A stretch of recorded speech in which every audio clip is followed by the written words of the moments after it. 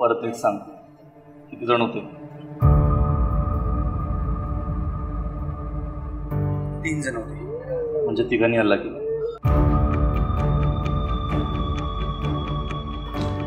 ते दिसायला कसे होते?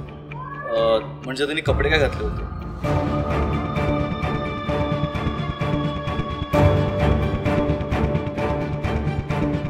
Hello, control room. एका सस्पेक्टला ट्रॅक करते. काय मिळतं तुला या कामात? किती पैसे मिळतात?